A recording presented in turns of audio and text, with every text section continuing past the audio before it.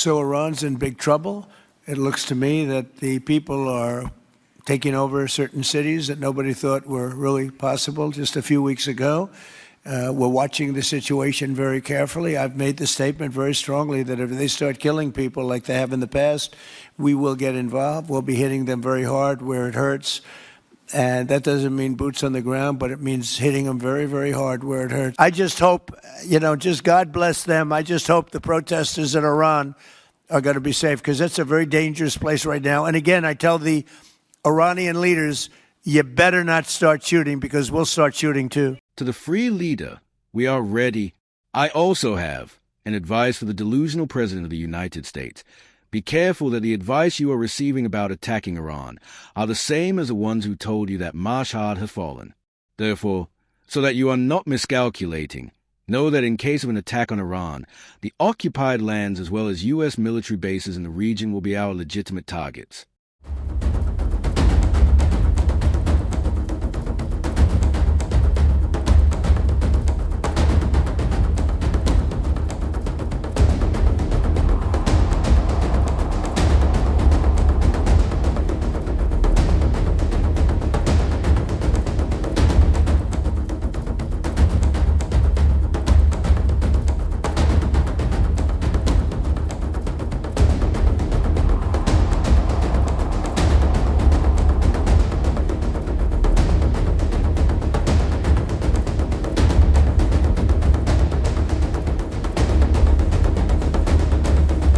As protests exploded across Iran, Ayatollah Ali Khamenei ordered the Revolutionary Guard to push its readiness beyond even full-scale war levels, signaling that the regime was prepared to use maximum force to crush any threat at home or abroad.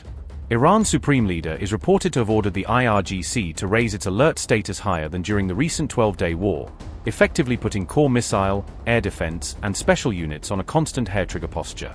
The dramatic order came as Iran boiled with intensifying demonstrations, pushing the leadership into what insiders describe as survival mode, where every street protest and security breach is treated as a potential tipping point for the regime.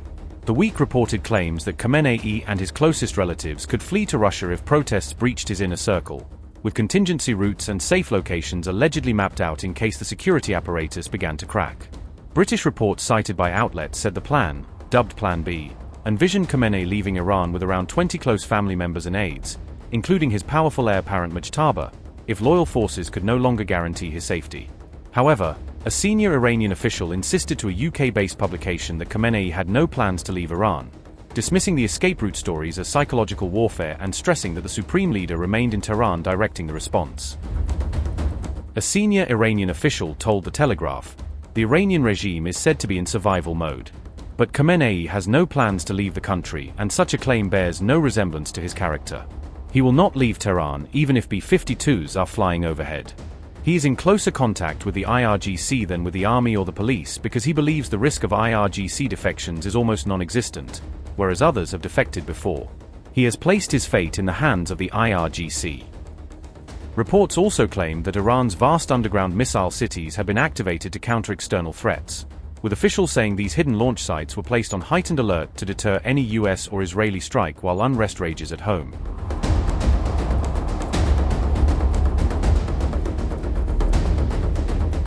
As protests intensified across Iran, opposition-linked sources claimed that more than 2,000 protesters were killed by gunfire in just 48 hours, describing the bloodshed as one of the deadliest crackdowns since the Islamic Republic was founded. The Iranian regime reportedly ordered security forces to use lethal force against demonstrators, with units of the IRGC, police, and Basij accused of firing live rounds at largely unarmed crowds in multiple cities. Iran International reported that early estimates pointed to mass casualties in a sweeping nationwide crackdown, saying hospitals were overwhelmed and that the real death toll could be far higher than initial conservative figures suggest. The outlet said it had received harrowing footage from Kahrizak, south of Tehran, showing numerous bodies in body bags, with eyewitnesses speaking of dozens of corpses at one site and hundreds more believed to be stored nearby.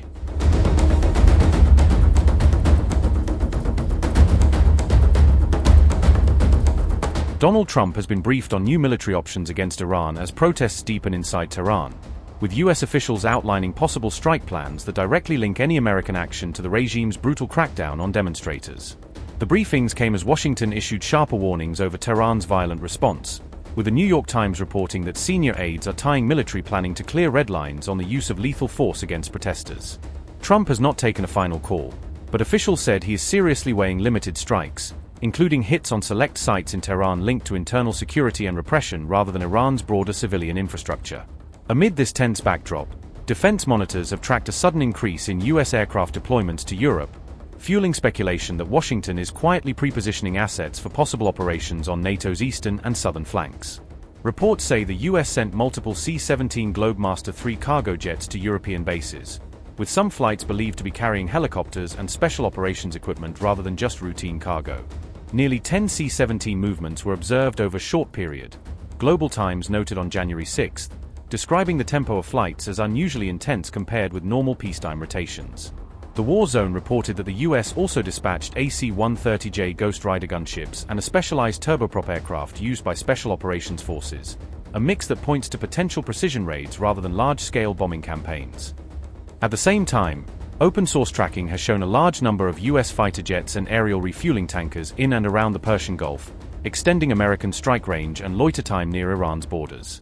Analysts note that a similar pattern of aircraft movements was last seen in June 2025, when the U.S. supported strikes on Iranian nuclear sites following an Israeli attack, marking one of the most significant escalations in that conflict.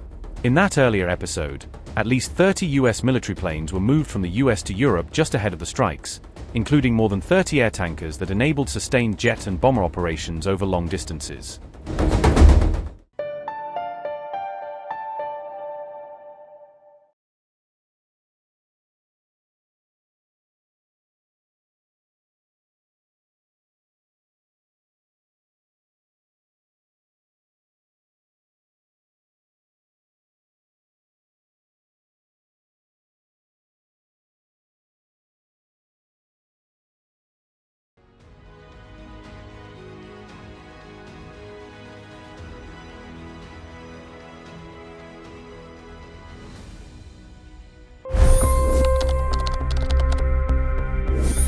$25 crore गरीब गरीबी को परास्त करके बाहर निकले। For the good of our nation, let's work together and let's truly make America great again. The fastest news breaks. Requested PM saying that look, you will have to speak to Putin and to Zelensky. The biggest news makers. The relationship with India is probably the most important bilateral relationship the U.S. will have for the rest of this century. The capital delivered quite an election result today. Expert analysis. The million-dollar question today is how to stop this dance of death. Ground reports. I'm standing at the crossroad of the Kumbh Mela. Behind me are more than 100 entry guards. Long-form interviews. Exclusionary politics is reflected in Manipur case as well. You don't bother because this is a small state. Deep dive into burning issues. It's often said DRC could be the richest country in the whole world. It's because of what sits underneath. Why exactly did the US topple the Sheikh Hasina government? HT videos.